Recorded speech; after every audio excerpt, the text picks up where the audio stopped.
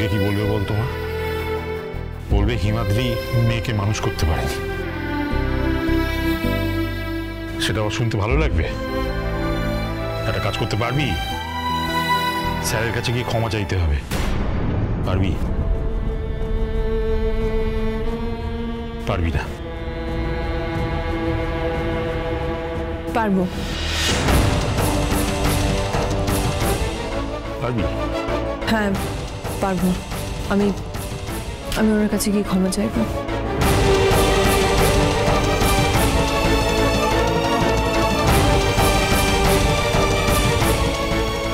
দেখাইয়ে দে।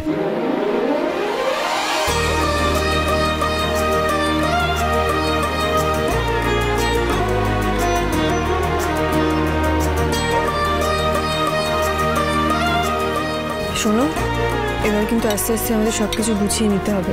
আমাদের কলকাতা যেতে হবে তো। ওটা ছেলে আমাকে তো ধরে আটকে রেখে দিয়েছিল, তাই তো কিছু জানানোই হয়নি।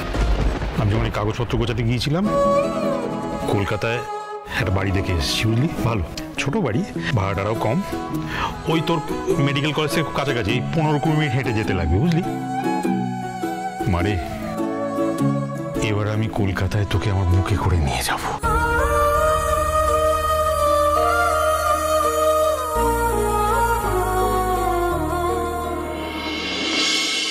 দেখুন, আপনার খারাপ লেগেছে আমি বুঝতে পারছি, কিন্তু আমারও খারাপ লেগেছে। বাড়িতে আসতে না আসতে এত কথা। ইন্দিরা, ওকে নিয়ে এসো ভেতরে। বেশ জুটেছে কিন্তু তোমাদের বড় মাকে না এবার। থামো তো একটু, কেস খাইও না। আরে বাবা রে বাবা, দিনকাল পাল্টেছে। নতুন বইয়ের কি চ্যাটাং চ্যাটাং কথা, শাশুড়িকেও ছাড়ছে না। না বলে আর কি উপায় আছে বলুন তো? আমি না হয় আজকে এসেছি এই বাড়িতে, কিন্তু উনি যখন এসেছিলেন তখন কি হয়েছিল সেটা নিয়ে তো আপনারা ওনাকেও কথা শোনাতে ছাড়ছেন না। তাহলে আমাকে নিয়ে যে কোনো কথা বলবেন না, সেটা কি হয় বলুন?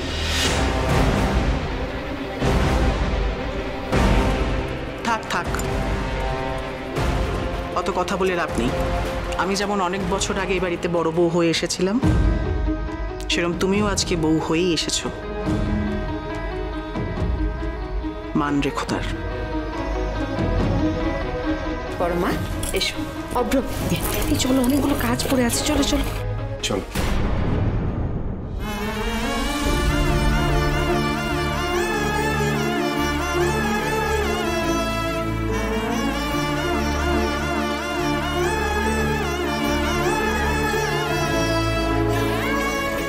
কেউ জানে না আদিত্য, আমি মনে মনে তোমার ঘরেই এসেছি। কোনো কষ্ট নেই আমার সকল নিয়ে বসে আছি সর্বনাশের আশায়। কেউ জানবে না, কেউ কিচ্ছু জানবে না।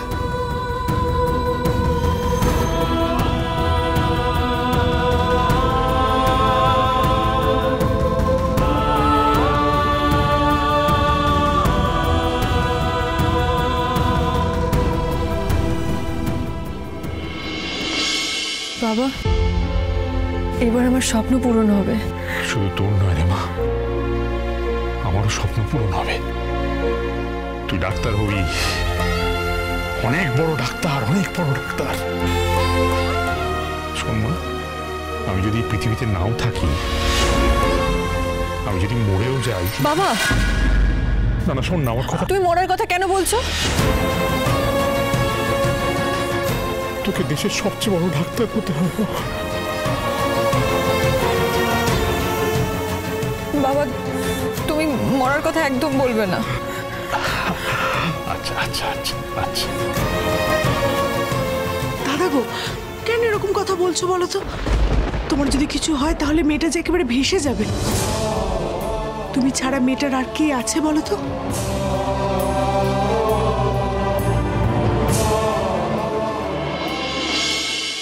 চলো চলো বৌদি ভাই, এটা হলো তোমার ঘর, আজ থেকে তুমি এখানেই থাকবে। তোর ঘর নেই আর। বসো বসো, আজ রাতে কিন্তু আমি তোমার সাথে শোবো, ঠিক আছে? বলছি যে দাদা ভাই, বউকে ছাড়া রাতে ঘুম হবে তো? না মানে আজকে তো কাল রাতে সেই তো ঠিকই। হ্যাঁ আজ অব্দি তো হলো, কিন্তু কাল থেকে কি হবে? কাল থেকে আমি কি করে থাকবো? একই ঘরে একই বিছানায় আমি থাকবো কি করে ওর সাথে? আমি যাকে আমি তো আদিত্য, আমি তো তোমারই মুখ দেখেছি শুভ দৃষ্টির সময়, তোমারই মুখ দেখেছি আমি।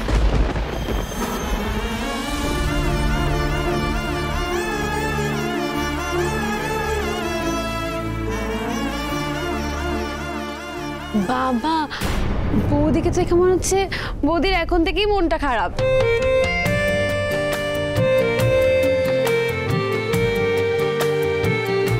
আমি তো তোমাকে এক মুহূর্তের জন্য একাও পাচ্ছি না। তোমার জন্য আমি একটা গিফট এনেছি, সেটাই দিতে পারছি না। এদের সামনে দিলে তো এরা তো আমাকে পাগল করে দেবে। আরে সঞ্চারী শোনো একটু, বলছি শোনো না, বলছি আজকে রাতটা না তুমি এই বৌদির সাথেই থাকো। হ্যাঁ, এই দাদা ভাইয়ের সাথে কতদিন পর আমরা ভাইয়েরা দেখা হলো। হ্যাঁ, কতদিন পর এলাম, একটু আড্ডা হবে, মজা হবে। কি নির্বাণ, আমি তোমাকে কোথাও ছাড়ছি না। হ্যাঁ কি আমি এখানে থাকবো আর তুমি ভাইদের সাথে থাকার নাম করে অন্য মেয়েদের সাথে কথা বলবে, তাই তো? এই যে শোনো, একটা কথা বলে রাখছি, বরকে না একদম একদম টাইট করে আঁচলে বেঁধে রাখবে, বুঝলে?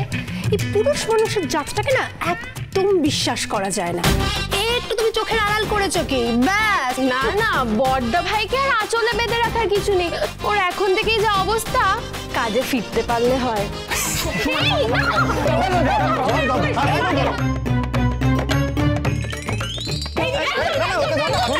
বৌদি, প্লিজ বাঁচাও।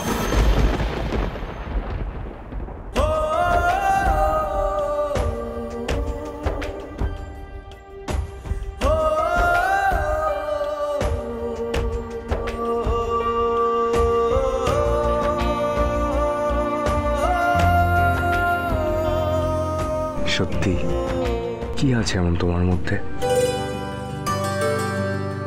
যে প্রথমবার দেখে এইভাবে সারা জীবনের জন্য বাধা পড়ে গেলাম? কাল আমি তোমাকে আমার মনের সব কথা বলবো। কাল থেকে কেউ আর আমাদের আলাদা করতে পারবে না। এই তোর এখন ঘরে যা। আরে ও খুব টায়ার্ড আছে, যা না ঘরে যা। নাই ঘরে যা, যা। ঠিক আছে বৌদি, চলো আমরা যাই। কোথায় যাচ্ছিস? মানে ওকে কিছু বলার আছে আমার। হ্যাঁ দাদা ভাই, আজকেই অনেক কিছু বলার আছে তো? না এমন কি গোপন কথা বলবি বলতো, যেটা আমাদের সামনে বলা যায় না? বল না দাদা ভাই, বল না। আমাদের সামনে বলা যায় না। বেরো বেরো।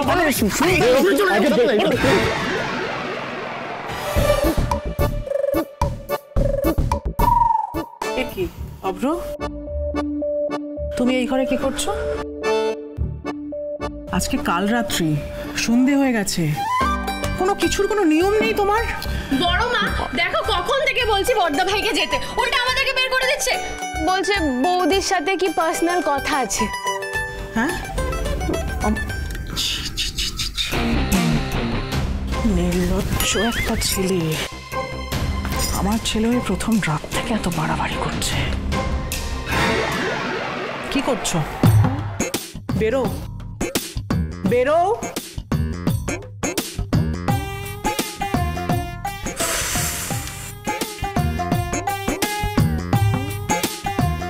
তোমরা বেরোবে না? আলাদা করে বলতে হবে? না না, আরে বেরোবে না?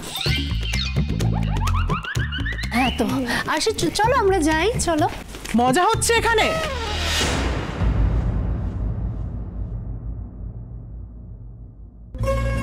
পরমা, এখন একটু বিশ্রাম নাও, আর তোমার ঘরে কেউ আসবে না। আর রাতে আরশি বা সঞ্চারী দুজনের মধ্যে কেউ একজন তোমার সঙ্গে শোবে, কেমন?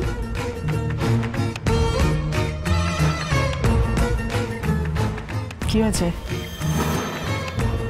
মুখটা এরকম ভার কেন? বুঝেছি। না, আমাকে একটু পরেই আসতে হবে।